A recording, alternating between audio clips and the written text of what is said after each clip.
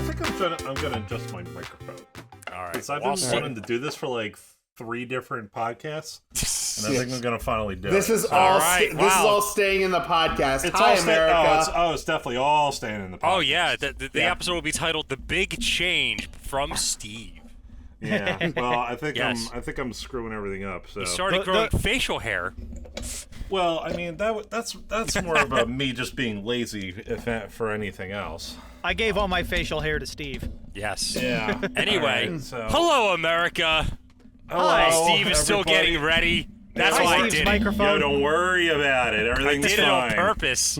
So Steve can't hide. Don't worry about it. Everything's fine. Okay. We live in Hello, America. Greetings from strange times. Yeah, I think the last time we did this, there was a hurricane, wasn't there? Yes, Yeah. there was. Yeah. Since then, my windowsill and the leak that was resulting have been thoroughly fixed. Yes, and Facebook had an outage around the time a whistleblower was testifying to horrible stuff. Now Yeah. Yeah. So here's the thing. boy. It's like the last level of Mirror's Edge. So here's the thing. There's a part of me that wants to buy into the idea that, oh no, they were covertly dealing and deleting all this shit. But I don't know what's funnier, the idea of this sudden last-minute cover-up, or oh no, we were that incompetent and unlucky. Well, another thing happened that because the private information of over 1 billion of Facebook's users was hacked and then posted for sale, like within a couple hours, like before this happened. So yeah, you can't do that. That interferes with Facebook's main business model. So in other words, it's a little column A and a little column B because they were that fucking stupid. Wait, which one are we talking about? Sorry, I wasn't paying attention. Are we talking about Facebook or are we talking about Twitch? Facebook. Okay, Facebook. So Facebook, as far as I know, no data was stolen. This was a DNS issue. Oh. In that, people couldn't, their website wasn't being registered DNS. So, like, I don't know if anyone knows what DNS is, but it stands for, yeah. Do not something into my pool. Yeah, it stands for Domain Name Services. So the services basically, you type facebook.com, and that goes to a public IP address that's like 65.87. Blah blah blah. So it's so you don't have to remember all the IP addresses. You just have to remember a name. So that's DNS is what translates the human readable URL into the actual IP web address. That's correct. Okay. So what happened with Facebook, and this is from what I've read, because I was very interested in what happened. What happened was their URL wasn't being registered DNS anymore, like worldwide, and they were trying to get it back online, and people were starting to see that it was starting to loop. So if you tried to like trace the path from your own computer to Facebook's public IP address, which is publicly available, by the way, and they have a wide variety of them. It just went in a loop. Like it bounced from here to there to here to there. It went all the way to like the max of 30 hops until it just times out and you can't trace it anymore. So Facebook became Neo in the subway station from the last Matrix movie. Okay. Exactly. In a sense, yeah. So, like I said, this loops back to the beginning of which is the story you prefer, that there was some shady cover-up going on, or that they were just that fucking stupid and that their pandemic procedures caused them to forget who had the actual keys to the office to get in to actually reboot the server to solve the issue. Well, yes. I don't think Facebook had anything to gain by turning their servers off, regardless of what the whistleblower was going to say that day. It's not going to matter because they were just going to talk about it the next day. If it wasn't that day, it was going to be the next day. So, but my thing is that the conspiracy theory is funnier, so that's what I'm going with. So here's the thing. This is where the disagreement between you and I will, because I think the incompetence is more hilarious. No. Because I've seen that situation happen where a bunch of people are trying to solve a problem in an office, like, shit, this is the worst possible time this could happen. Who's got the keys? I don't have the keys. Michael, do you have the keys? I think incompetence would have been funnier if, like, all the employees were on strike that day and Zuckerberg had to fix the problem himself. It's like, oh no, I can't steal from my partner to solve the issue. yeah. I mean, based on what that whistleblower said, a lot of those employees are complicit. But hey, Kinda. But anyway, so not before we jump into Steve's topic, I got two quick funny stories. So you guys remember our days in Anime Club, right? Yes. oh Lord, Where we mostly watched anime subtitled, and when people were complaining about I can't hear the show, Steve would say things like, "Yeah, I can't hear the subtitles either." Exactly. So, over this past summer, I've been watching a series on Netflix, Kuroko's Basketball. Mm-hmm. And it's been quite enjoyable, even for me, and I don't really like basketball all that much, aside from, like, maybe March Madness. Mm-hmm. So, I've been watching Kuroko's Basketball, and I watched, like, the first 2 seasons that were up. And around the end of August, or, like, the beginning of September, I forget exactly when it was, they put up the 3rd and final season. But when it first went up, it was only subtitled. So I waited like a week, and I kept checking, and it was still subtitled. And eventually I was just like, you know what? I've watched subtitled anime before. It's all fine. So I started marathoning it. And I got through like 6 episodes of it being subtitled. And then episode 7, I noticed that they went back to their like dubbed voices. So I'm like, oh, okay. So I keep watching the show. And I watch all of episode 7, and suddenly I realize like, oh, wait a minute. It's the dub again. I didn't even realize I was watching the dub, even though I knew I was watching the dub. You were like, wait. So You were like auditorily checked out. You were Well, yeah, listening because- to because English, I- no, thinking you were because listening to once I- Japanese. Once I heard the dub come back on, like normally when like if I'm watching a show dubbed, I'll have my phone and I'll be like scrolling through Facebook and other shit, and I'll just look up when there's like an important scene going on. But when it was subtitled, I was just paying attention to the screen the entire time. Once I heard the dub voices, I'm like, oh, okay. So I went back to my phone, and then like I hear the end of the episode, I'm like, wait a minute. I'm like, I was able to do that. I knew what they were saying. Yes. Ah! Aha. So I don't know. I how am that disappointed. happened. I thought you suddenly learned how to speak Japanese. No, I wish that'd be great. Oh my god, being Oh man, bilingual. that'd be wild, man. So I the know, other funny right? story is so over the past few weeks I've gotten more and more into meal prepping. And one of my favorite kinds of meal prep to do. Oh, excuse me. Don't worry, I don't have the Rona, and that cough actually plays into the story. I like to make beef, rice, and broccoli.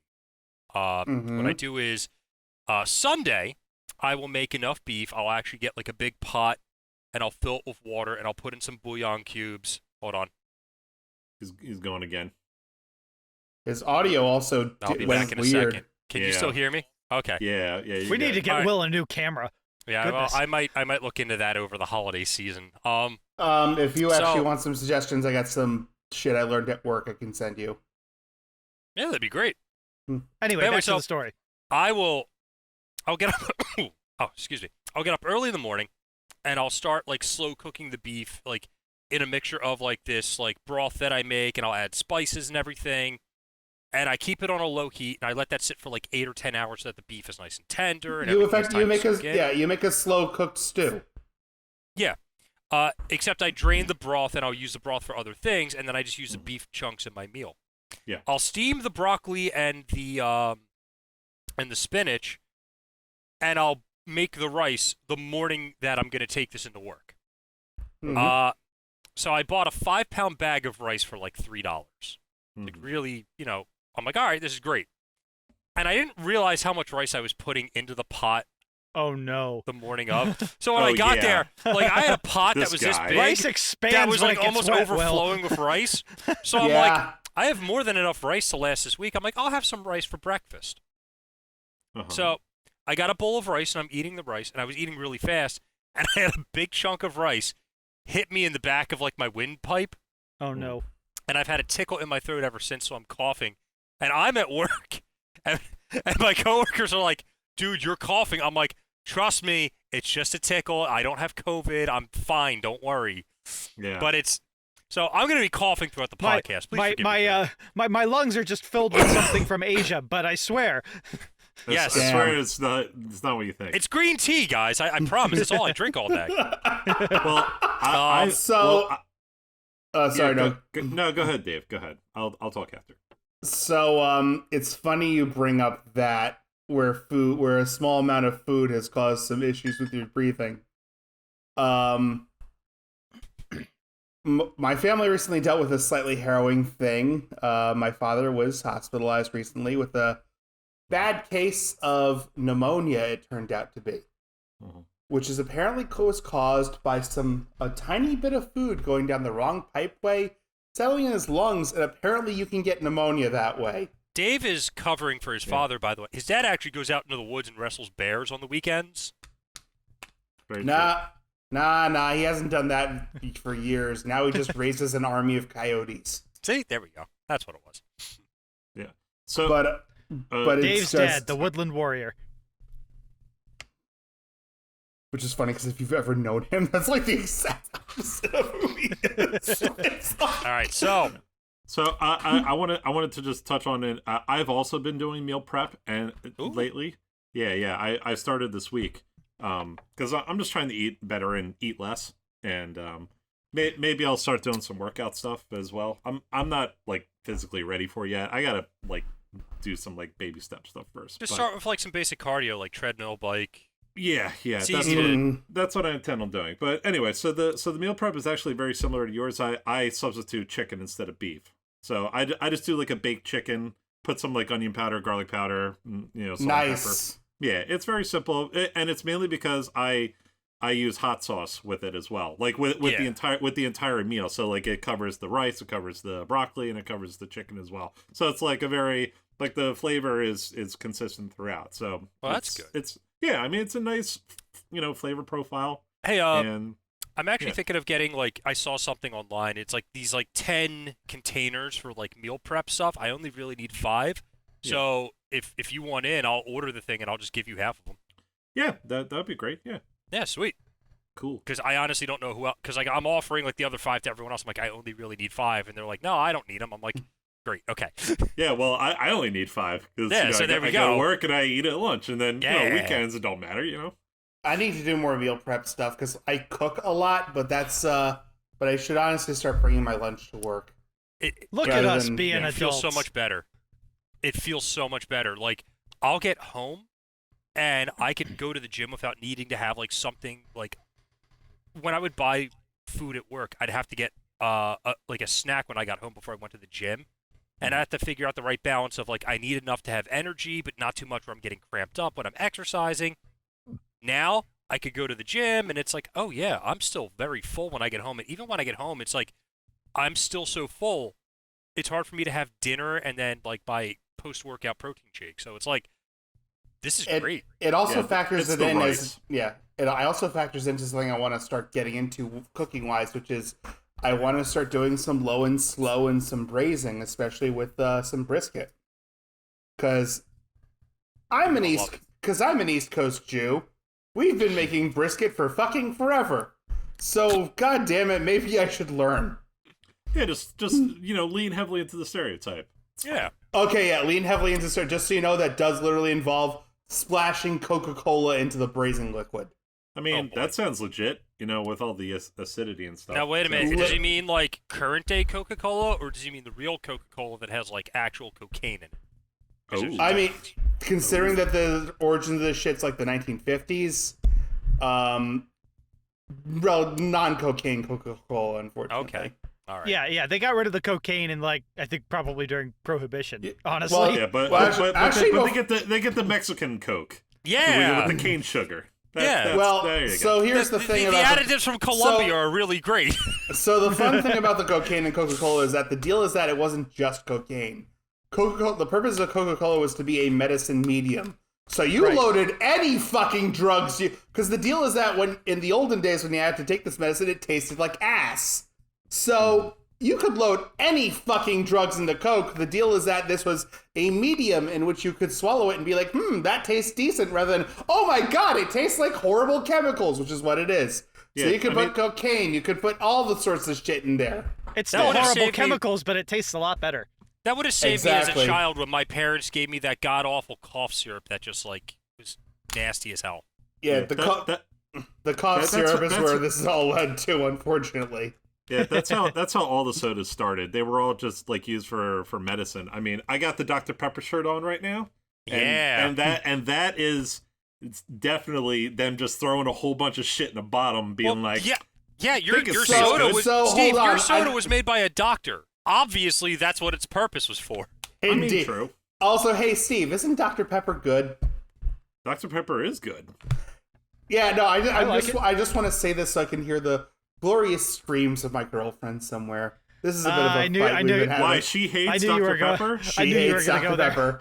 She does not like Dr. Pepper, which is funny because I used to not be fond of it, but I drank it recently. I was like, oh, this may be prune soda, but it tastes like chocolate soda. Nah, you got to break up with her, bro. That's not cool. Yeah, you had a good run. That's a yeah. Sorry, Vicky. You had a good run. Actually, you know what? I can't say anything because Flora doesn't like soda at all, and I agonize over it every day. Well, you heard it here I first, guess you know folks. what you got to do too, Steve. Anyway, Steve. Welcome to the game room, ruining marriages and relationships over soda. Pretty much. Well, actually, not that far from the truth because that happened a few times. Oh. What, you broke up a few times over soda? No. I mean, the game room causing breakups and stuff. Oh God, you're That's right. definitely happened. You're right. The real game room. Before Okay. we continue We'll these get into that stories, because later. we're going down this path. Before we get into the stories, sweetheart, I know you're listening to this podcast, and I still love you dearly. Okay.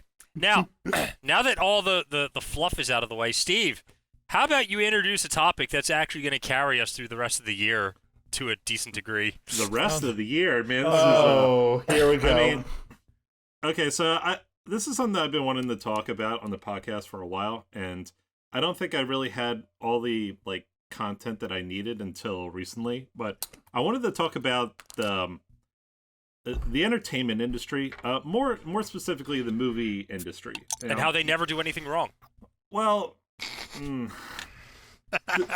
So I'm a big movie guy, and I think everyone here at least likes movies to an extent. You know, we have a film major. There's two film majors, aren't we? Yeah, two. Yeah, two film majors here, and two movie lovers in general. So I think this is a good topic to talk about. Now, Notice how those are separate categories. Yeah, I know, right? Mm-hmm. So. I saw an interesting video recently. This is actually on Hot Ones. You guys know what Hot Ones is, right? I do, actually. Yeah. I presume it's not the gaming PC that KFC made. No. Hot Ones is an internet show. There's a guy who interviews celebrities, and they eat increasingly hot chicken wings throughout the interview. Oh, that thing. Okay, yeah. I've seen clips from it. I just didn't know what it was from. I got it. One thing on Hot Ones I just want to comment so I can get this out there. I do love the names of the sauces as they get hotter, and the hottest sauce is called The Last Dab. Yeah. And it's just 2 million Scovilles, and it's just it's the last thing you're ever going to eat. The last dab of sauce you're ever going to put on your food. Yep. Yeah, I've had The Last Dab XXX, and it is a harrowing experience. It's not enjoyable. The flavor is good for a microsecond, and then it's all heat and pain after that. So, There's no dignity when you die going like this. Hey, Dave, remember the end of your sophomore year where I did the Black Widow challenge in your dorm room at Temple? Isn't that what caused you to have to go to the hospital? No, that was a few years later. Okay. But I did the Black Widow challenge in Dave's apartment, and I withstood it for a minute. And then I actually took my shirt off at one point because I was getting overheated and I was sweating. It was bad. Two stories here. One, it related to The Last Dab specifically. One of my favorite episodes of another YouTube show, Binging with Babish, is that he recreated a deadly burrito from Parks and Rec, and then put a bunch of Last Dab on it. Oh. And it's literally, he says, I would have eaten the entire thing. It was absolutely delicious, except I remembered to smother the last dab. He then switches to diegetic audio, where it's just oh God, I'm feeling it, and he runs off screen. The second thing... I remember that. Was that the Meat Tornado one? Yes, it was. Yeah, that was a good episode. The second story involves a cousin of mine visiting from overseas.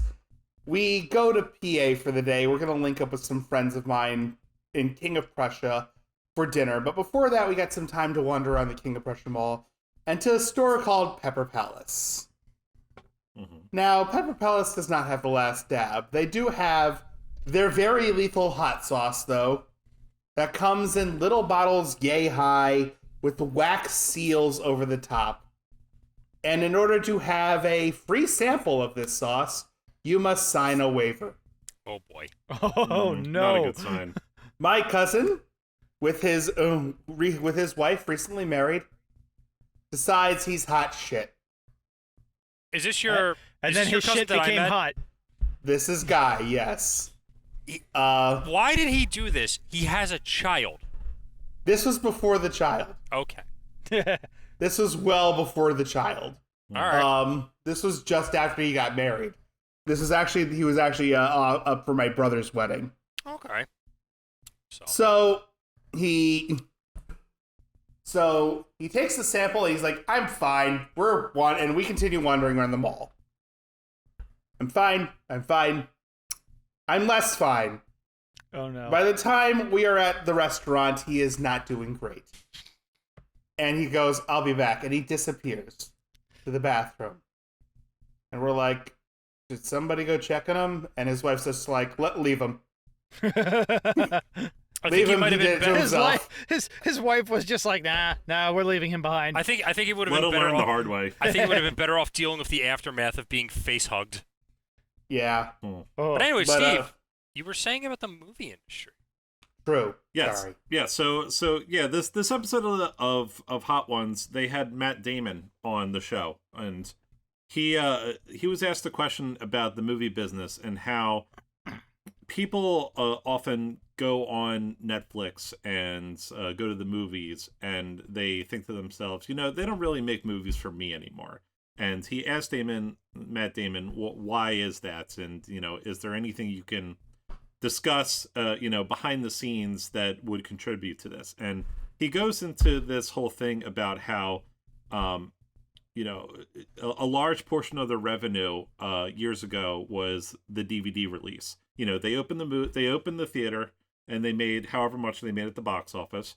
And then, if the movie ended up not making a profit, they weren't as concerned because they would get the rest of the money through a DVD release. It was basically like reopening the movie.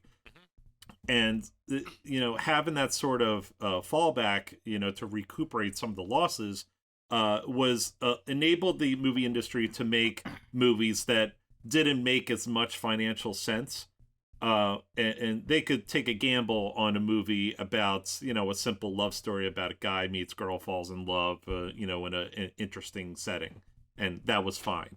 Now since that, money has gone away and, they've changed their model with, selling the rights to the movie to Netflix or to Amazon, that, that's just a lump sum amount of money. And then whatever they make off of the streaming, royalties, Netflix gets to keep.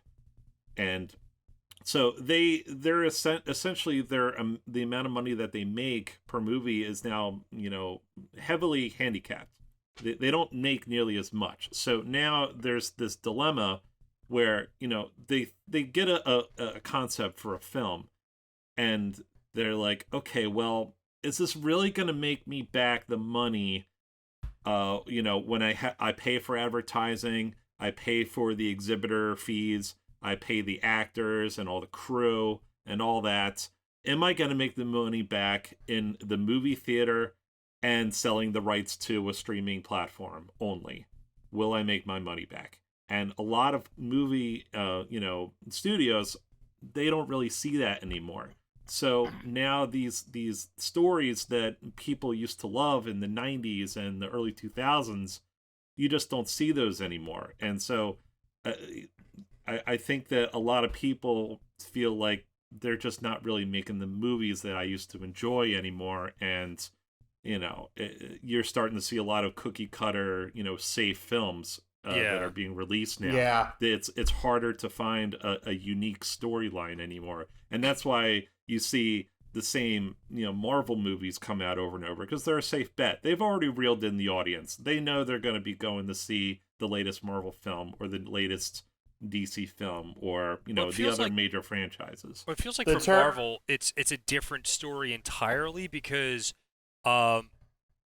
Disney has their own streaming service. They're not reliant on Netflix.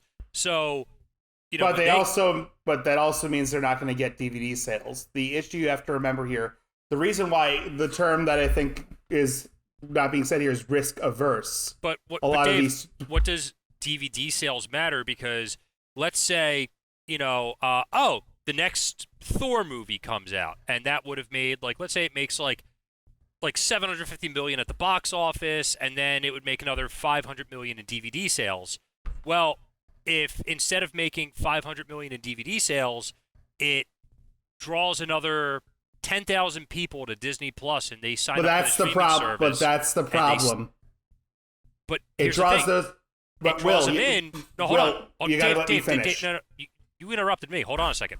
Fair enough. If it draws 10,000 people in, and they come for the initial Thor movie, and then they say, oh, look, they got other Marvel movies. Hey, I'm getting into Captain America. Oh, look at this. They have every show from the Disney afternoon that I used to love. I'm just going to stick with this service because they're going to come out with new Star Wars projects, and I'll eventually see the new Marvel movie on here. Eventually, it doesn't matter if they stop going to the box office for the Marvel movies, because that money's just going to be rerouted via Disney Plus to Disney. So instead of maybe like, oh, if you go see 2 Marvel movies a year and you're paying like $15 a ticket, instead you're staying with Disney Plus and you're giving them like what, $10 a month? So Disney's saying, well, do I want the $30 a year or do I want the $120 a year? It's, you know. I agree. I agree with you. I agree with you, Will. It is a different thing when it comes to Disney Plus, and Disney is very smart in this. I feel like this was kind of their plan from the start, because they knew that Marvel was huge, and they knew that they were going to be able to. It's probably a safe bet to assume that they already knew that they were going to be making their own streaming platform even before they bought Marvel. So they've had this plan for a long time. And having your own streaming service is great because it's a revenue stream that never ends, really, you know? Well, theoretically, this is where we talk about the loss of what DVD sales means. So, the reason why you're finding a lot of studios are risk averse. Disney, you're right, Will. Thanks to Disney Plus, they're a little more willing to experiment, but not much. You're right. Someone comes in for the new Thor movie, they're going to pay that $10.99 a month, or however much it costs per year. And you're right, they're going to have access to the full library of content. What that person is no longer doing is they're not buying Thor when it comes out on DVD. They're not buying those seasons of DuckTales when they come out on DVD. They're not buying those Marvel backlog special editions when they come out on DVD. There's a lot of revenue skews that are, while they don't have the staying power of Disney Plus, have just fucking upped and vanished. There were people whose entire hobbies was collecting DVDs, who have massive libraries. Yeah. Yeah, I was one of them. They've lost. Yeah. I can't even tell you how much money I spent on Battlestar Galactica, you know? So here's the thing. Another thing to point out is you're right. With Disney is not just Marvel. It has Star Wars. It has the Disney stuff. One of the things me and Tino learned in film school was that that all media is controlled by 6 major global conglomerates. 5 now. Well, yeah. Well, that's the point. Now there's only 5.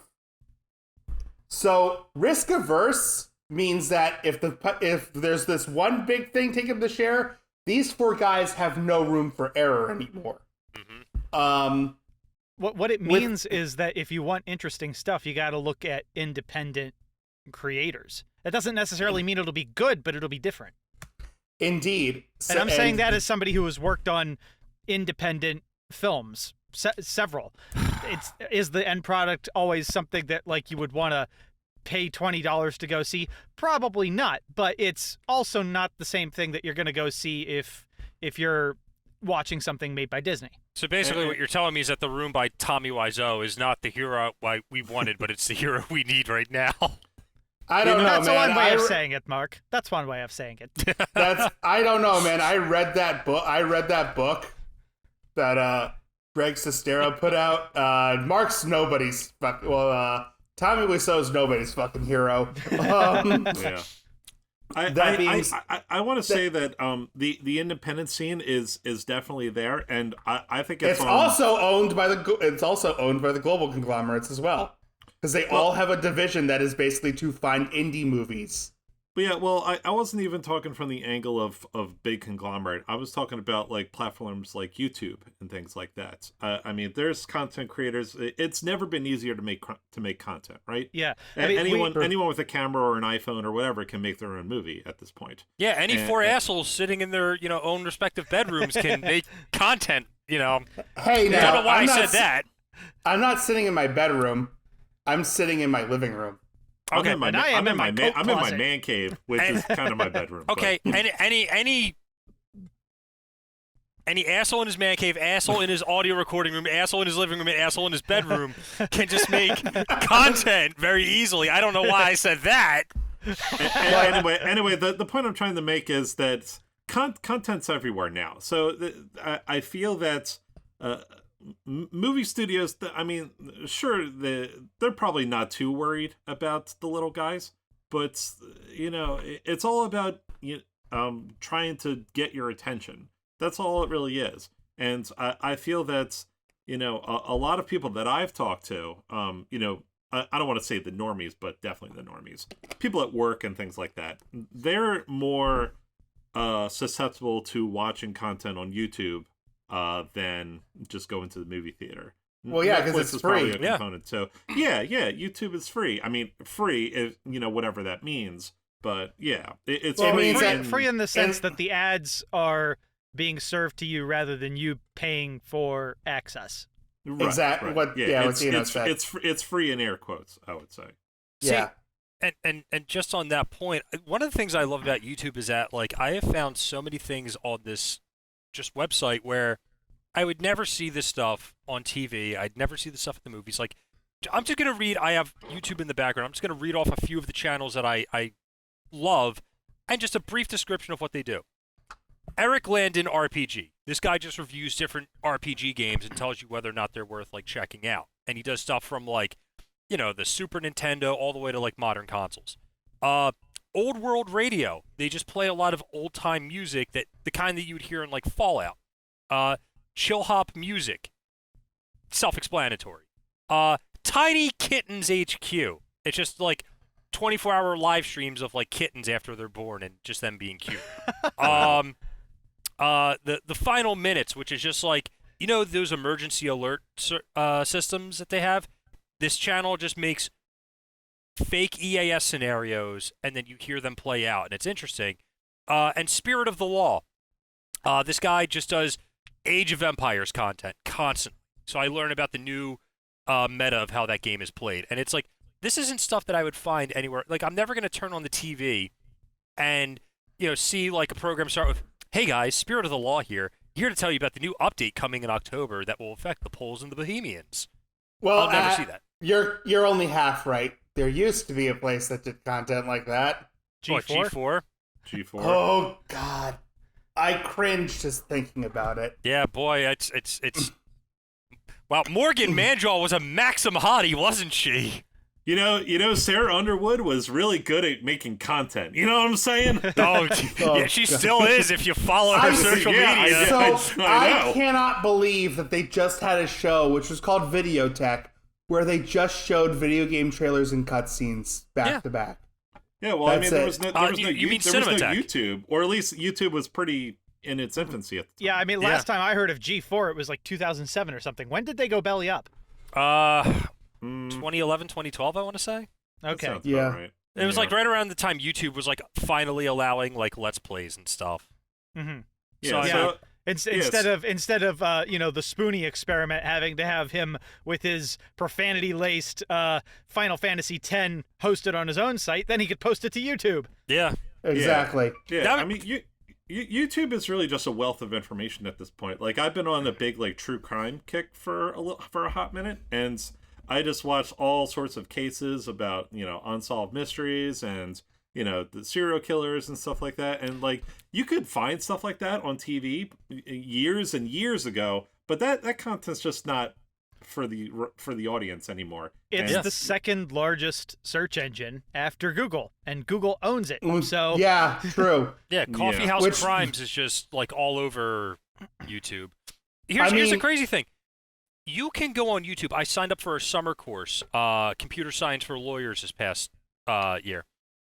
and it was hosted by Harvard. So I'm like, all right, it's a good class to take. Their lectures are all on YouTube. You could find Harvard lectures in computer science on YouTube for free. Yeah. Yeah, I had a goodness, what was it? It wasn't Juilliard. It was one of the Ivy League schools, but I watched it like a number of years ago, and I basically just watched an entire semester's worth of medieval history on YouTube. And I was like, well, I don't have to take the tests. So, yeah, this is stress-free, and I'm learning, and I'm getting a college-level education. Yeah. It's one of the early promises of the internet before the internet just became 5 sites and turned into hell.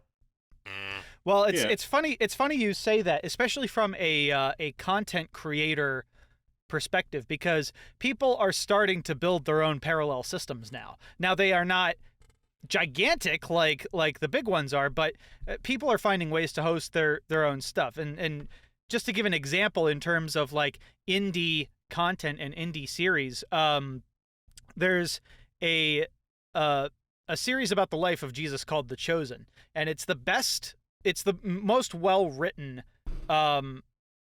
Jesus series that I've ever seen. And what they're doing is they have everything hosted on their own app. Everything is crowdfunded through them, and they're not dependent on any of these other larger players for their infrastructure to work.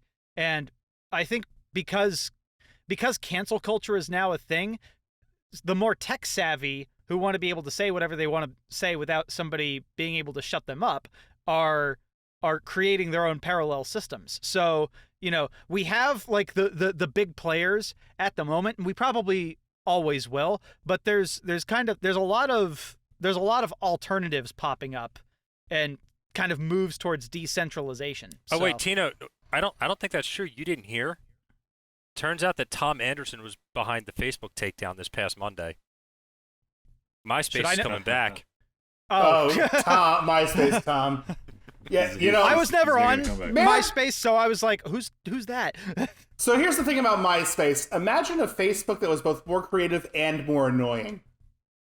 Yeah, well, like fun. I've seen screenshots of people's MySpace pages, and I was like, oh, that's horrifying, but also kind of wonderful.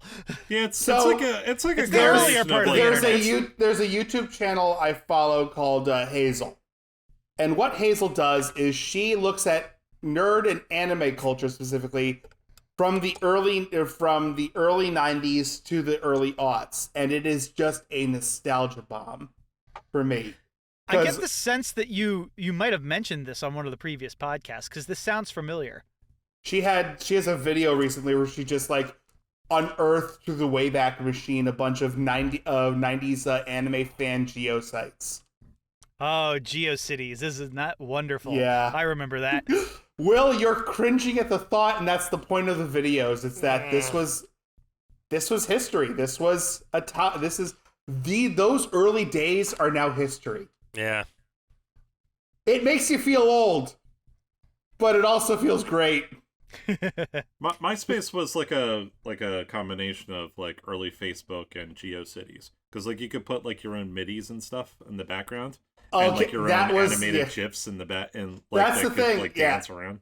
Facebook is a very quiet app, and so a lot of the modern apps are very what I would call, except for like things like YouTube and TikTok, they're very quiet. But MySpace was loud. Your music could be. You would enter your blog and there was music playing. Yeah, I mean there was a lot of not personalization options on MySpace. Facebook it's a little less so. You get like 15 things you can choose from. Like MySpace. What's your hometown and stuff? MySpace is where a lot of people learned HTML. Yeah. You could use HTML in MySpace? I think so, yeah. If you wanted to customize your profile and everything. I thought that was all built into the site. Like it might have been some kind of markup But it might have been maybe not directly using HTML, but I think even if you did it on the site, you still were using like the same kind of tags. Mm-hmm. I see. So. Makes sense. But anyway, so we got off on a tangent, but Steve, let me ask you, back on topic. Yes. When it comes to things like and we'll definitely go into more detail later on down the road in a future episode. When it comes to things like, when they make a movie, what you were saying is that like they're taking more of the safe bet now. How do you think that plays into like with I'm just going to use this as an example, the Resident Evil film series. Paul Anderson wildly diverged, and those movies were blockbuster hits, even though they were garbage. How do you think that's going to affect like things like that going forward with like an established property? They were smash hits, really? They made a ton of money, and the people who didn't play the games loved those movies.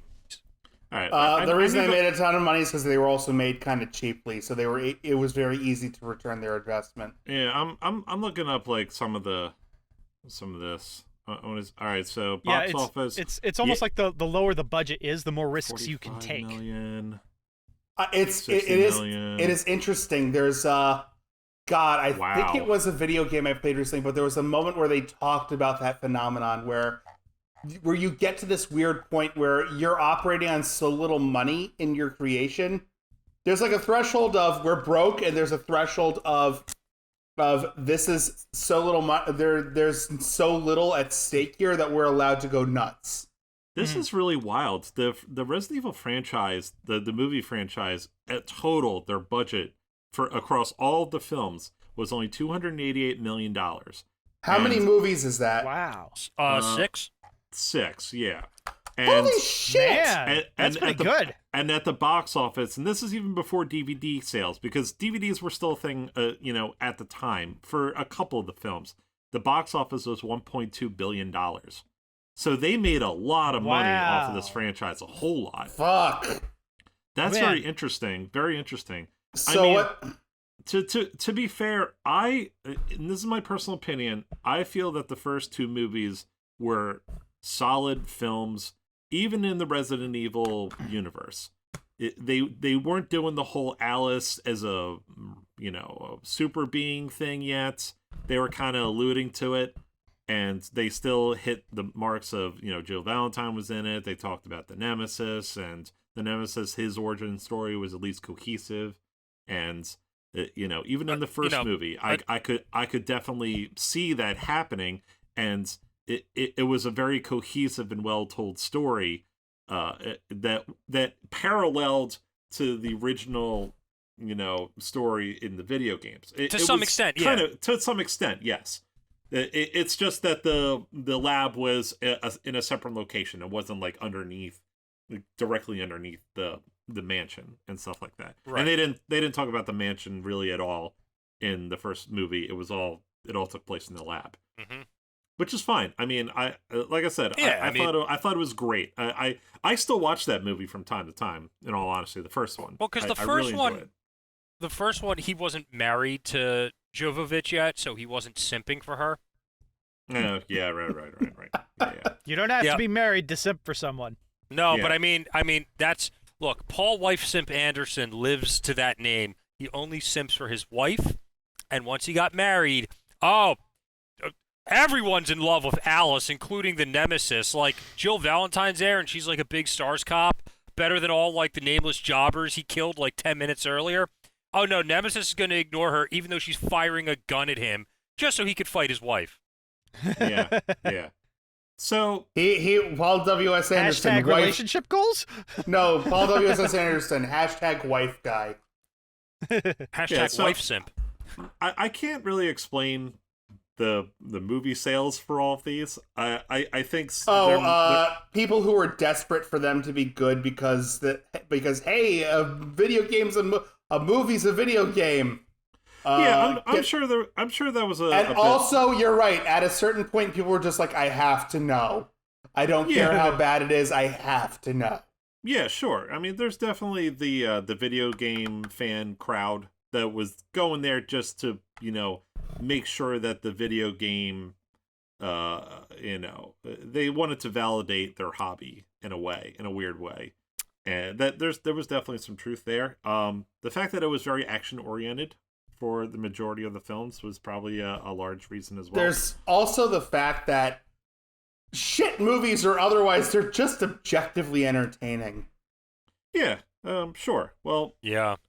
yeah, there's some truth to that as well. They're not boring. Even like, here's the thing: Eye Patch Wolf coined this idea recently, but there's this concept that he outlined called the value of mediocrity, which is the value of entertainment versus boredom. Entertainment to boredom, shit quality, good quality. It is highly entertaining when something is really bad, i.e. Troll 2. But as it gets better, it starts to get less entertaining. But the better it gets, the more entertaining possibly becomes. The worst thing a movie or any piece of media can be, on a scale of 1 to 10, is a 5. Right. Because nobody remembers a 5. Exactly. So I was looking at the release dates of some of these films for Resident Evil, just going back to the Resident Evil thing. Left 4 Dead came out in 2008, and I think that was where the zombie genre was starting to really ramp up. And everybody was obsessed with zombies for a couple years for some reason. Oh yeah, and Resident Evil Extinction, which was the third movie in the franchise, that came out in 2007. So it was around that time. I mean, Extinction was not a great film, but it was still a zombie movie, and people were kind of on that train for a while. And the final chapter, the last movie, came out in 2016. Now, I would argue that 2016, The Walking Dead was kind of losing steam way before that. I was going to say, what are you talking about losing it? It lost its steam well before then. Yeah, like 2014 maybe? Like season I would 3? say even like season 3 or season 4. I think by the time that I stopped watching The Walking Dead, it was like 2015, like around the spring. And I had been bored of the show for 2 years, but I was still kind of going with it just because I felt like I was hostage. And then one day I woke up and I'm like, no, I'm not going to watch this anymore. And I just stopped, and I felt so much better. Yeah. So I got to tell you, I fell off The Walking Dead. I used to be a guy who got to The Walking Dead through its comics before the show even came out. Like, the show was so exciting for me. Yeah, I remember you lent me those comics. I read through all the ones you had at the time. Yeah. I fell off The Walking Dead so hard because of the show that I didn't buy any more of the comics. Oh, that's yeah. a shame. Show me on the doll where The Walking Dead hurt you. Right around the time that they fucked up the prison arc. Yeah. That's about where I got to in the comics, so... So the last Resident Evil movie made $312 million at the box office, with a budget of only $40 million. So this was their most successful movie to date. The most recent, when was that? Well, it came out in the United States in 2017, but it premiered in Tokyo in 2016. Okay. Yeah. Yeah. So yeah, there's that. So back to your original question, Will. Yes. With how do you see this with Resident Evil being successful? Where do you see this going forward? So do you mean like, if you could just explain your question, because I'm sorry, we kind of went off on a tangent. So obviously, Paul Anderson took a lot of creative liberties with his Resident Evil movie series. Okay, yeah. And we kind of talked about this a little bit this past weekend, where the director of the new movie, like, everyone was really excited at first when this new movie was announced. Then the director said something to the effect of like, well, I'm going to take creative liberties. And he immediately started getting flack for it, and he started to immediately backpedal. It's like, oh no, I'm working with Capcom to make this super accurate. Guys, trust me, I'm going to stay true to the source material.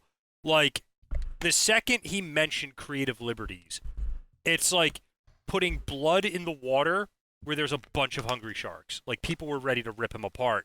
Yeah. And even today, I think they just released like a trailer that shows Lisa Trevor and like Cerberus. And all the comments that I saw on this were like, oh my god, Lisa Trevor looks like a bad Halloween costume. The Cerberus looks like the bad CGI that you got on early PS3 games. Like, they were ripping this thing apart. Like, no one was giving it any kind of a chance.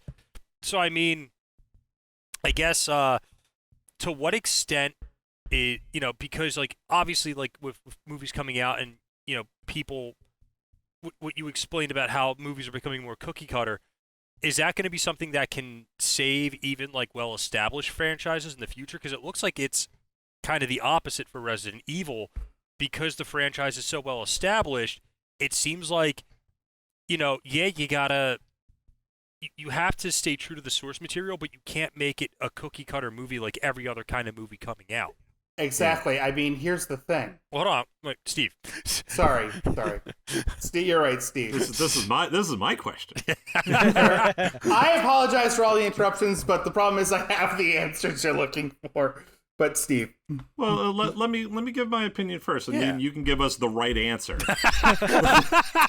Thank you for acknowledging my superiority. Thank you. I'm sorry, Steve. Go ahead.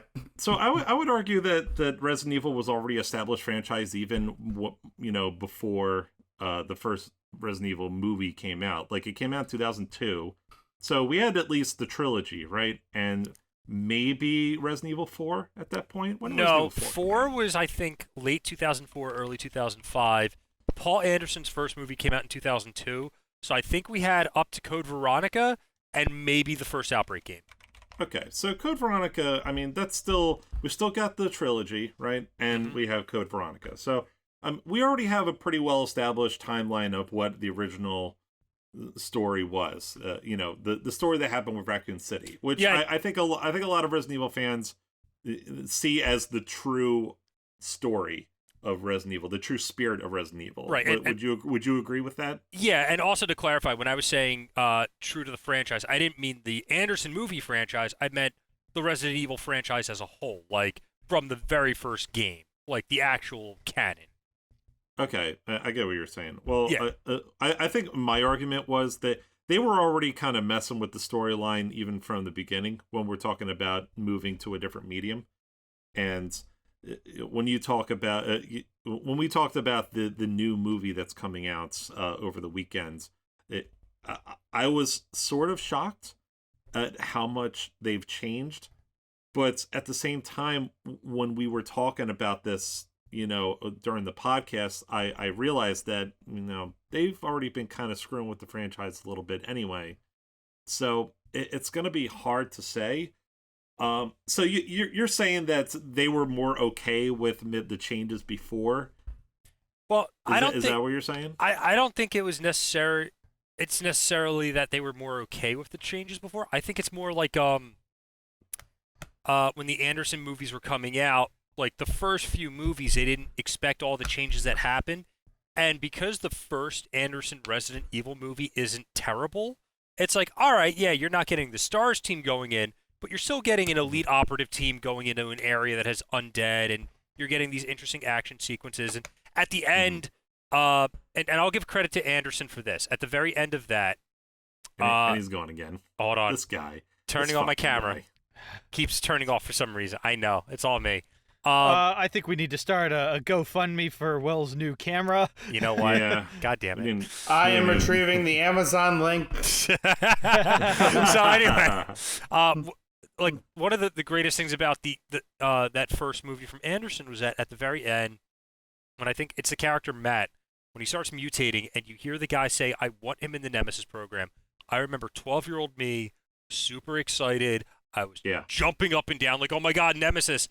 And then, he came out, and granted, he inevitably disappointed in Apocalypse, but at first, it's like, oh my God, it's a Nemesis. I didn't care that he had a minigun and a rocket launcher.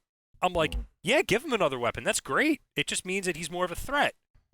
But I think as time went on, you had all these different changes that were coming in. Like, you just had random Ouroboros enemies in one of the movies, like the guys with the axes for some reason. And they were just there to cut cars in half and look cool while Alice is fighting them. Right. And I think now it's like, because we've been burned on at least 5 of the 6 Anderson movies, like, is that why fans would be less willing to give this new movie a chance if there's any deviation from what they know from the original Resident Evil lore? Or is it more in tune with how more modern movies are being made in this cookie cutter way that it doesn't kind of fit the Resident Evil formula, and that's what's making people nervous about it. Well, I mean, are people actually nervous? Oh, yeah.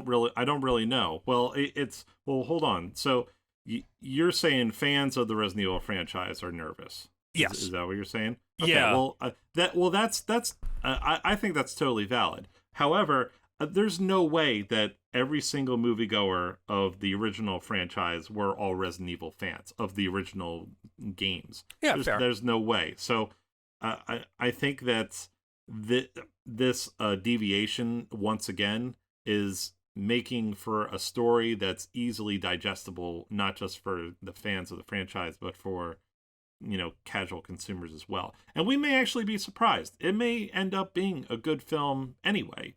It just may not be the movie that we wanted. But it may end up being the movie that, not that we needed it. That's definitely not what I wanted to say.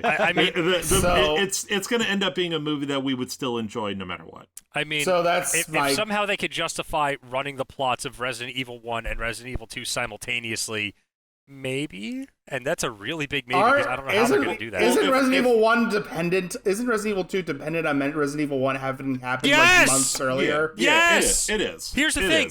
It looks like the guy's basically running the plots of both those games simultaneously. Which my question is, well, wait a minute. If they're happening at the same time, and Raccoon City's getting overrun with bioweapons, why would they send the STARS team out on a search and rescue mission rather than, I don't know, have them help defend the city? Well, that's the thing. They could change the plot. Yeah, so it could be a different plot. The thing is, my original thing that I was going to talk about was, well, the reason why they're making their mistake of hewing so close to the source material that it looks uncanny and is causing people to be like, it looks like shit, was because they were afraid of deviating and pissing people off and value mediocre that shit. But now that I hear that you're telling me that they're doing that crap, Will, where they're fusing the games, there's two things they could be doing.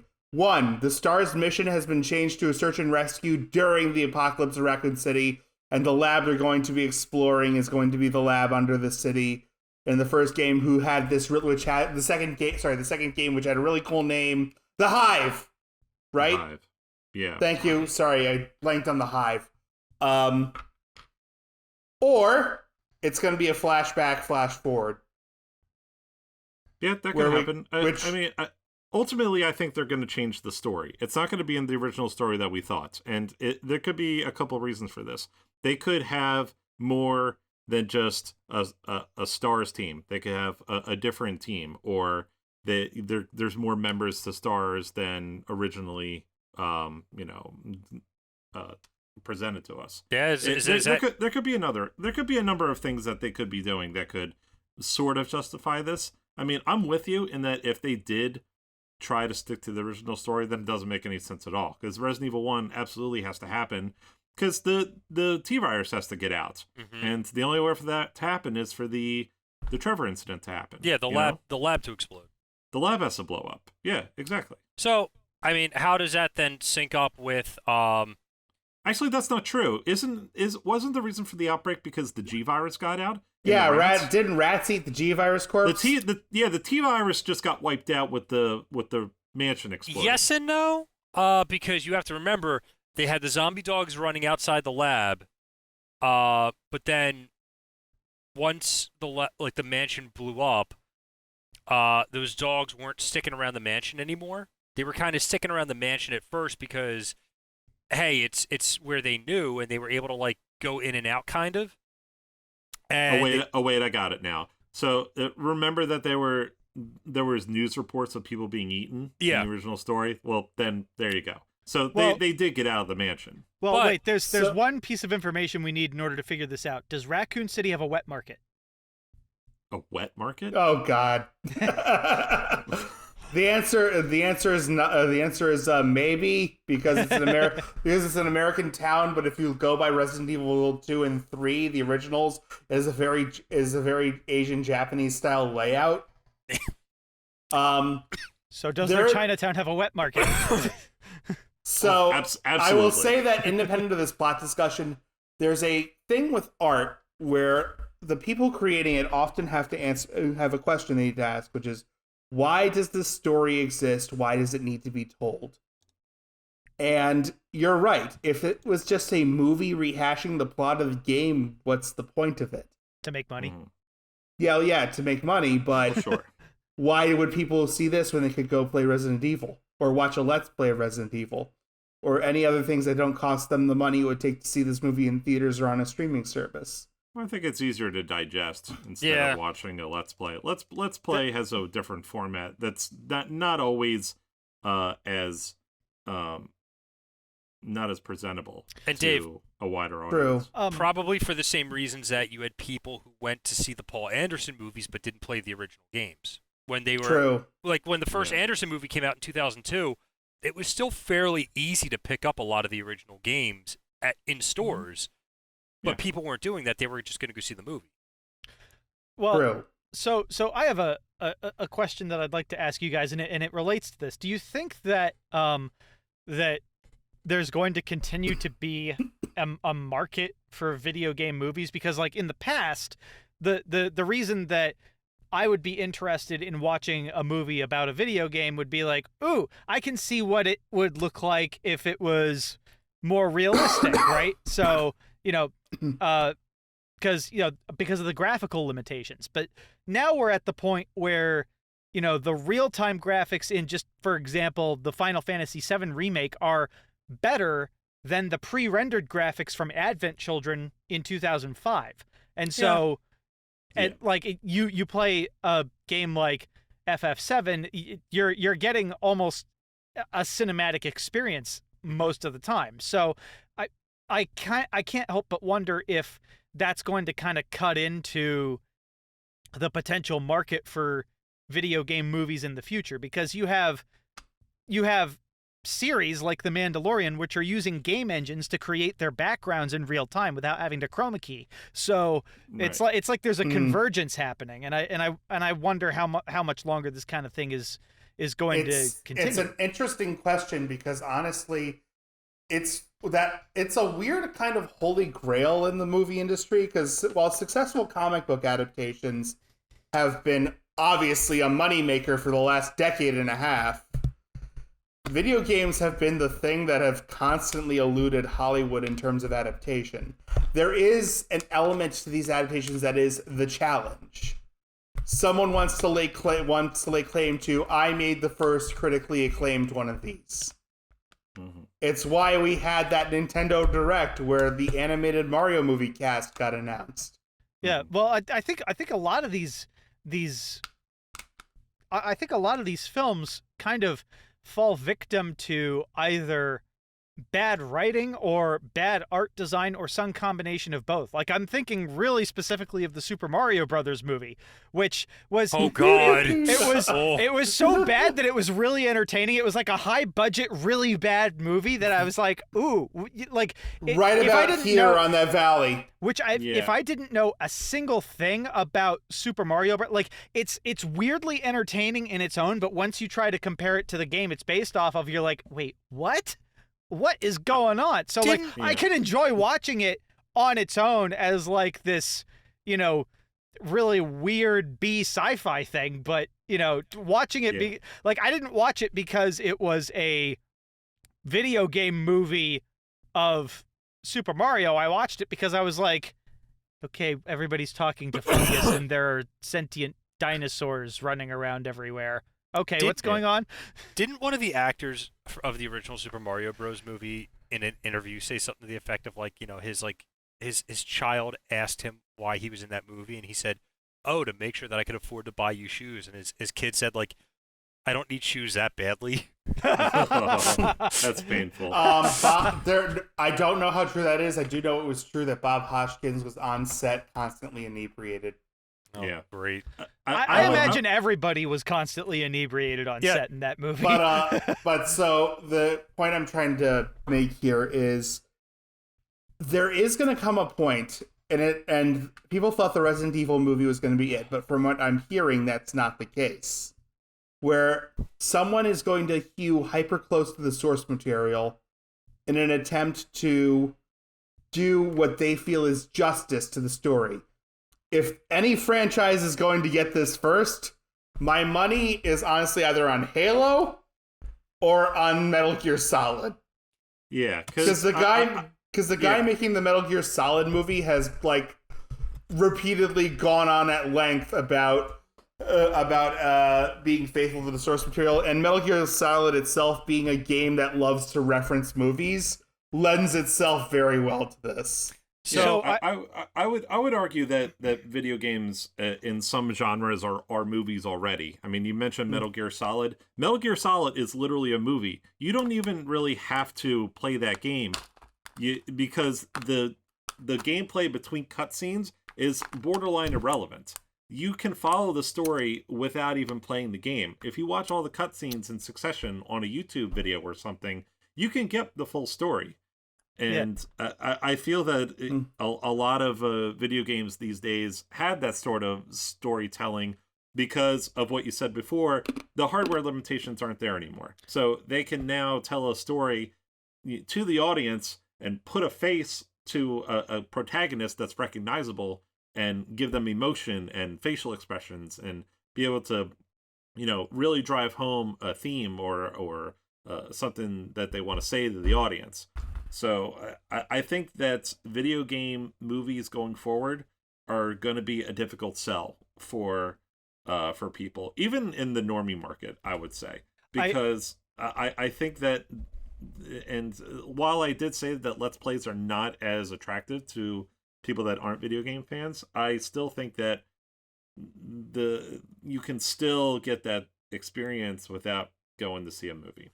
Yeah, I do want to say something. I do want to speak to something that Dave said.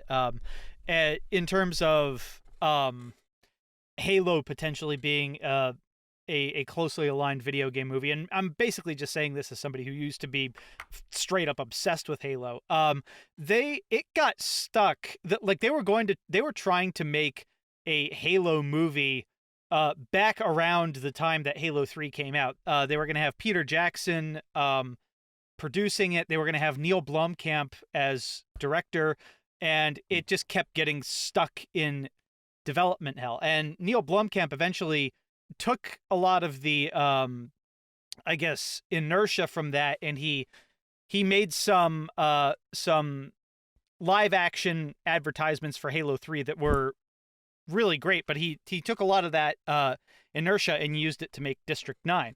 But I think which was a great movie. Oh yeah, it's fantastic. If you haven't seen it, I highly recommend it.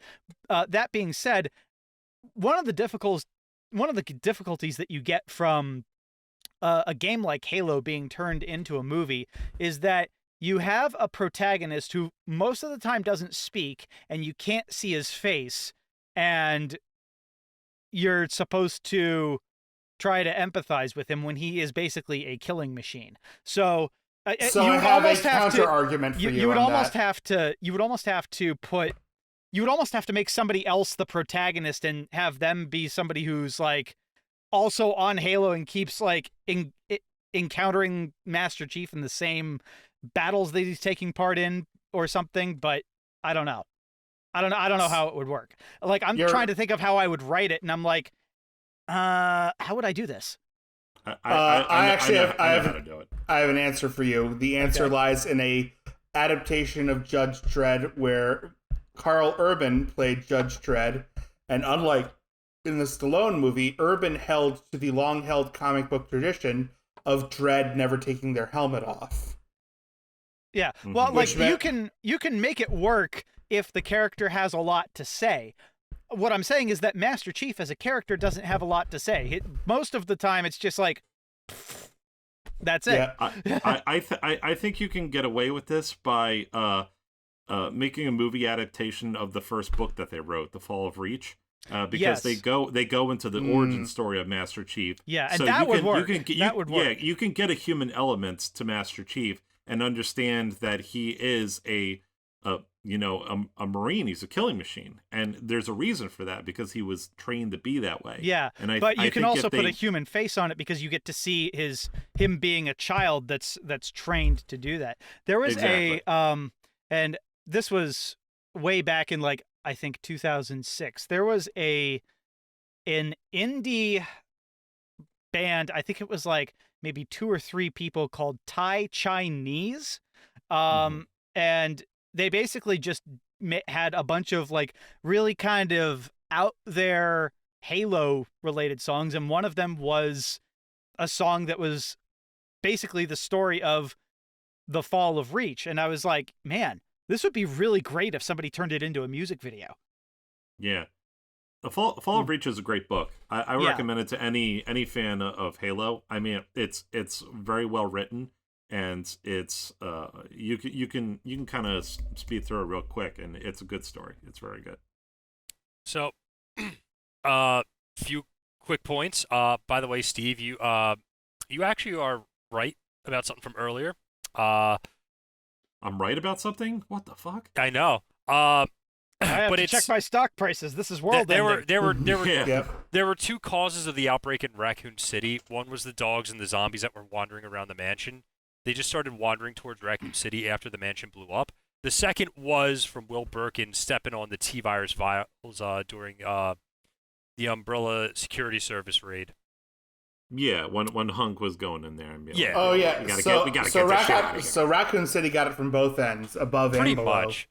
Yeah, I think G-Virus was what really spread it to the entirety of the city. I mean, it would have taken a long time for those small zombies to trickle throughout the entire city. The rats were really what did it. Oh, yeah. Another thing to always note the rats. is that I Googled good video game movies. Was it just Mortal Kombat and that's it? Thank you, Steve. I'm going to read some of the results to you guys. Is it Sonic the Hedgehog? Well, Because that actually was a good movie. Good based on whose opinion? Sonic the Hedgehog is on there. Listed here with it are such classics as Pixels. What? Gamer. Pixels. No. Let's see. Spy Kids 3D. Game Over. Stay Alive. Doom. The Resident Evil films. The House of the Dead movies, and my personal favorite, The King of Kong, the story about Billy Mitchell. Fistful of Quarters? Yeah. Who wrote that article? Was it a slow news day? No, this is just the Google results. Oh my gosh. Google just spit out good video game movies, but it just chopped off video. It's just game movies. It's Gamer, Spy Kids. Yeah. The one that gets to me is Ralph, Dead or Alive. The Matrix! So, the Dead or Alive thing is a real stick in my craw because there was this brief period where they were trying to make a bunch of fighting game movies. Mortal Kombat was a part of it, and it was the only good one because there was also the Street Fighter movie. There was a fucking King of Fighters movie where Terry Bogart's an FBI agent for some reason, even though in the series he's from, he has one brain cell. And the fucking Dead or Alive movie is the cherry on the top of that shit. Oh, Lord, there was a Tekken movie as well, wasn't there? Oh, wait a minute, hold on. The Tekken movie, I have a fun story about this. So I watched this, I don't remember when, but I watched it on... God. I watched it on TV for free. Because it better have been for free. Like in college, my parents had a bunch of the movie channels, and I saw that it was coming on. I'm like, screw it, I'll watch it. So they change a lot of stuff about this movie. Like instead of being like a Brazilian capoeirista, Christie's just like a generic mixed martial artist. Eddie Gordo just gets taken out, and there's some random dude that shows up in there for no reason. And my favorite part of that movie though is Christy and Jin go to a nightclub, and like there's supposed to be like this like scene where Chrissy's dancing all sexy and Jin dances with her, but the entire dance scene is like this super awkward series of jump cuts where it's like you could tell like the actress who's playing Christy knows how to dance, but the actor who played Jin didn't. So literally every time you see him dancing, he's kind of just behind Christy going like like he's just coming up to the one side and she's just like looking in his direction. It is a shame because if there was a fighting game that could do a movie well, it would be Tekken, because the entire story of Tekken is fuck you dad the game. Yep. I think the Silent Hill movie was good. The first one. Anyway. The first one, yeah. The first one was good. The second one, I mean, was kind of... I think Sean Bean didn't die. He didn't die, right? He kind of did in the second one. Okay. Never mind. Because he stayed behind in Silent Hill forever. Okay. Yeah, as soon as he showed up in the first movie, a countdown clock started. Yeah, you spent like $300 getting both of those games. I really did. Wait, Will, hold on. How much did you spend? Tino, I need you to bleep out all numbers associated with me discussing the price of these games because Sweetie's going to hear this podcast and I'm going to get in trouble and then I'm going to get an F. So hold on. Let me get something real quick and I will show. Actually, no. If I show this, you can't bleep it out. So Tino, I need you to bleep. I can pixelate stuff. He can put a little censor bar, and Steve and I can act horrified at the price tag, even though we know what it is. All right, hold on. I already know the answer. I was there. Well, no. I'm just saying for dramatic effect. So okay, hold on. That doesn't give away the surprise, does it? Let me appropriately package these games back up in the. Make sure they're all getting right in. All right. God. Okay. I love that. You're gonna have to keep those in a gun safe or something. I really am. So Tino, this is Silent Hill 2. Let me know if you can see the price tag. Make sure it gets pixelated. Oh wow. Oh wow. Oh, that is foul. Oh yeah. And Silent Hill 3. Yeah, Silent Hill 3. Yeah, you paid too much for that. Oh well. You know what? I knew inflation was a thing, but this is ridiculous. Well, you know what? It's because with the pandemic and people were already like price gouging on old video games before the pandemic started, and it just got worse when the pandemic hit. My thing is that now I can stop searching for them because literally everywhere else online I was seeing them for $100 more than those prices. Like, good grief. Yeah, so I'm like, this is a lot less expensive than I'm seeing them for online. I'm going for it. And considering how... I'm glad I didn't go to too many games this weekend because that would be a bloodbath. Oh, yeah. Well, considering how, this is like a big chunk out of my goal of replacing a lot of my old lost games, I'm like, you know what? Screw it. Now the search is done. I never have to worry about this again. It's all good.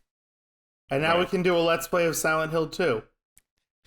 Silent Hills 1, 2, and 3, all the original Resident Evils, the Parasite Eves, Fear Effect, and of course, Countdown Vampires.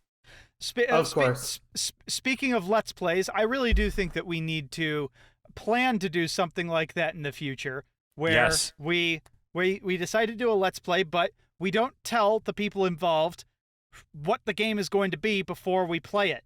I think everyone's just going to guess what game I'm going to bring during my times. Gee, I wonder what it could be, Will.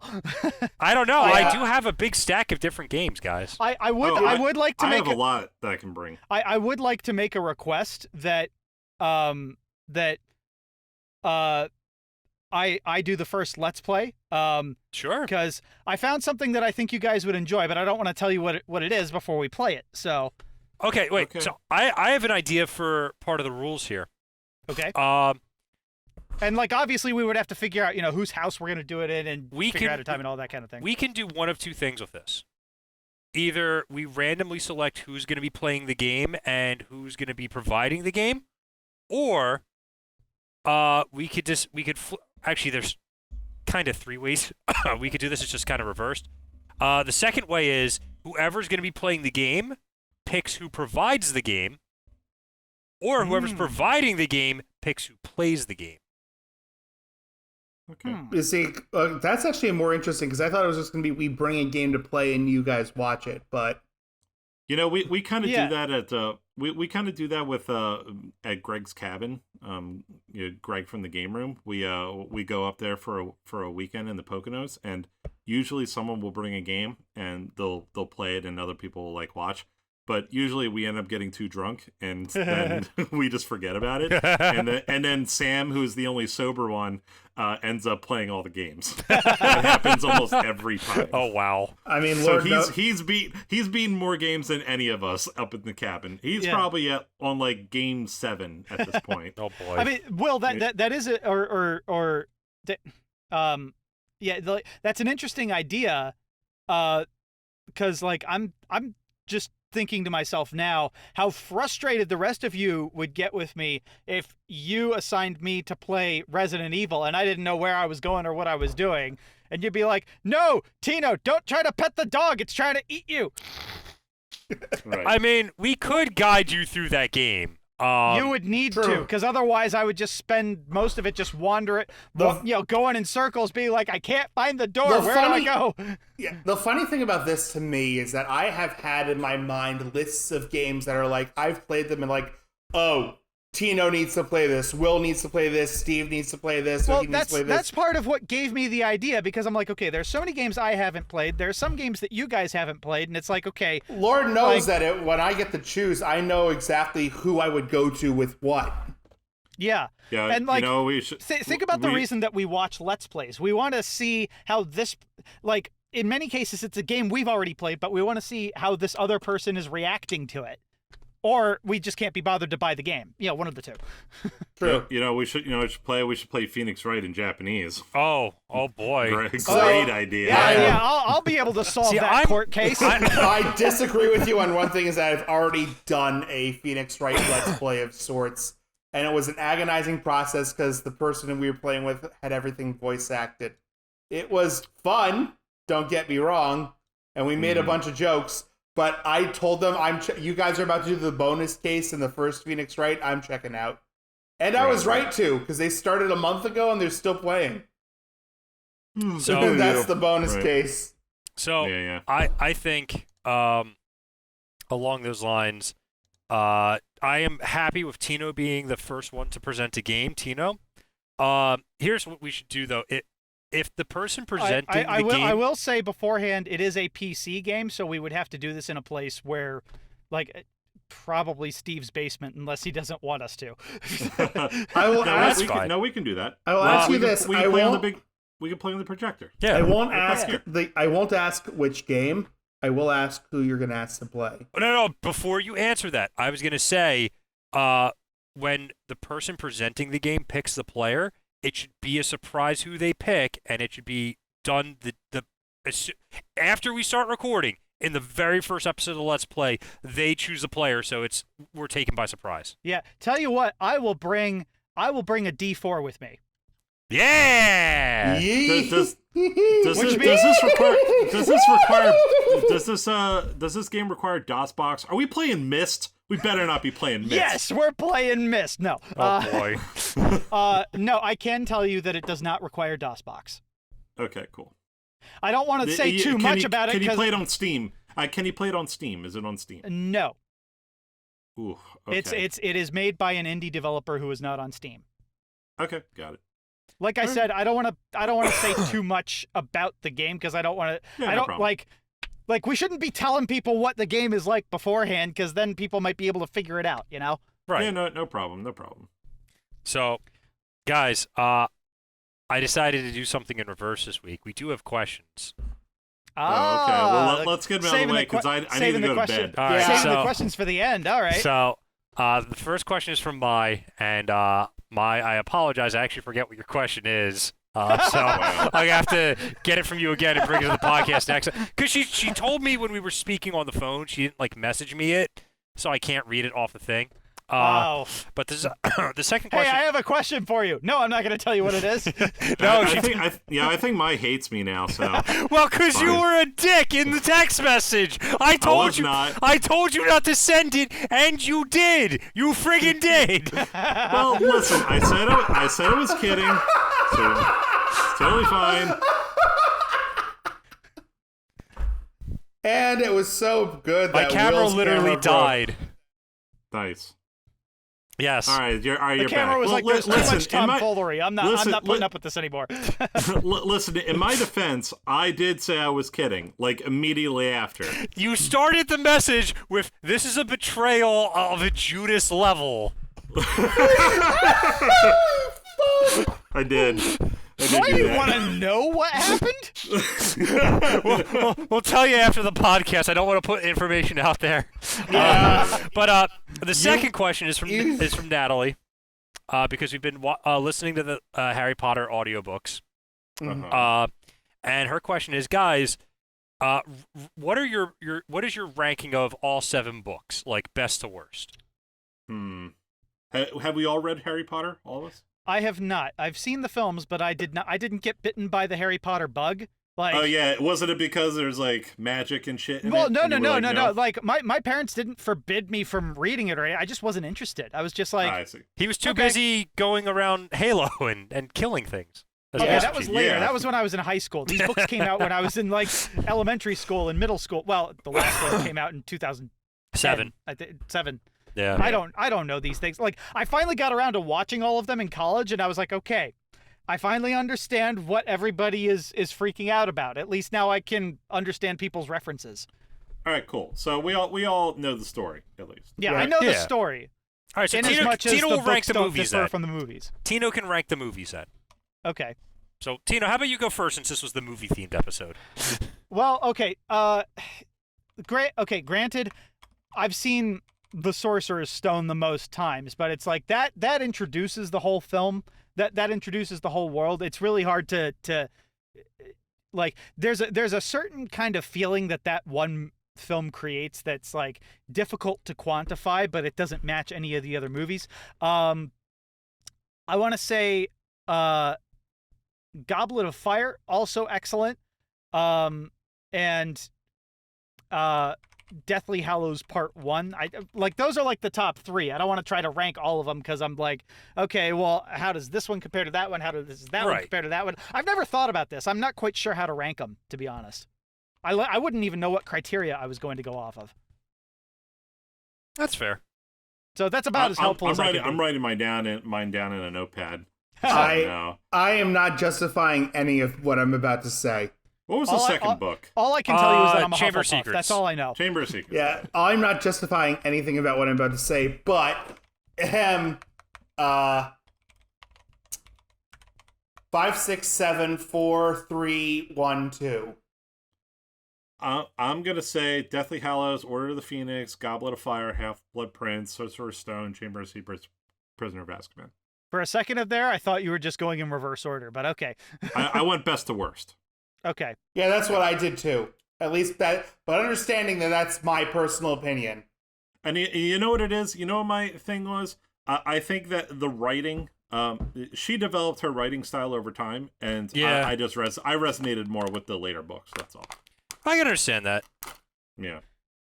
So that's why all the lower books are near the bottom. Yeah, well, you can't immediately establish a style when you're first starting out, because it's like you Sure. still have to like. It's kind of like when you're learning to paint. You don't have a distinctive style yet until you figure out what you're good at. So. Yeah. Also, the story started out very kid-like. I mean, and to be fair, all the kids in the story were young. So. Yeah, and they got and then they grew up. So the writing style organically evolved with the characters, which I thought was pretty cool. So I'm gonna actually go in reverse order from my least favorite to my favorite. Okay. Order of the Phoenix. Deathly Hallows, Sorcerer's Stone, Prisoner of Azkaban, Half-Blood Prince, Chamber of Secrets, Goblet of Fire. That is respectable. Interesting. If you want to ask questions, by all means, go ahead. No, I'm not interested. Harry Potter, did you put your name you're too busy in figuring out how to tell someone of how they betrayed you on a Judas-Level. No, this is more of like a less biblical, betrayal. Oh, so it's a Benedict Arnold. Yeah. Yeah, I'm telling the British where you're hiding. Hey, Natalie, Steve's address is this. or an Anne Frank betrayal. I don't know, something. Damn. Wow. That's spicy. Oh, that's like that. Natalie, here's how to get into Fort Ticonderoga. You're Jesus, welcome. that is like the man. That's like the Black Widow hot sauce of hot takes tonight, Steve. I know. Well, I came with the topic, so. Damn. Oh boy. Now I'm not gonna get another turn for another 3 months. So before we end the podcast, we do have to acknowledge a tragic fact about the world. Why? Do we have to? I don't want to. Can't we just say fuck Kingdom Hearts again and be over with it? Yeah. Fuck Kingdom Hearts. Fuck Sakurai. This is the reason I have no more facial hair. My facial hair found out the news, got so mad that it moved to Duluth, left a mess, took my tooth. I had to call my dad. Sora's in Kingdom Hearts. Congratulations, everyone. Sora's in Kingdom Hearts. Yes, The unstoppable Sora is in force. Kingdom Hearts, but more importantly, he's in Smash. Yeah. Oh wait, why did I say he was in Kingdom Hearts? The unstoppable force that is Nintendo's legal team met the immovable object that was the Disney legal team. Oh, you mean like how I'm so happy of like the characters of Hat and Raft that are in the background Not portrait. Hat and Raft, it's the freaking fruit in the raft. Yeah, the fruit and the raft that are the two companions that went with Sora over the journey instead of Donald and Goofy. They can't show up in Smash Bros. Which is funny because when they did because in the trailers for every Smash character, they do little Goofy reference shots that are like, we're hinting at things from the game, and there's one of Sora posing with Duck Hunt. That's clearly supposed to be a reference to Donald and Goofy. Yeah. Just you can't apparently have you can't have the Nintendo character, the Disney characters show up to get punched by Mario. That would be way too satisfying. I just hate that we have another sword user. Do we really need another one? That is something that upsets me too, because this thing is, I know the Kingdom Hearts series. I've played a lot of those games. Some weird fucking mechanics have occurred in those games. Like Sora could have had at the very least, he could have had an interesting move set. Well, couldn't they just make Sora his like shooty shoot form? Yeah, they could have made him like they could have given him his shot lock. He could have had his flow motion shit in there. But They could have handed him a revolver. Yeah. I didn't even see his moveset. I turned it off. I'm like, I don't give a fuck about this. Like, they could have done the shit that happened in KH3 where he gets Keyblade transformations. Like, Sora has, like, full-on Dragoon dives with one of the Keyblades. It's kind of nuts. God. But man, fuck that franchise. Does he still I don't look? give a shit. You know what?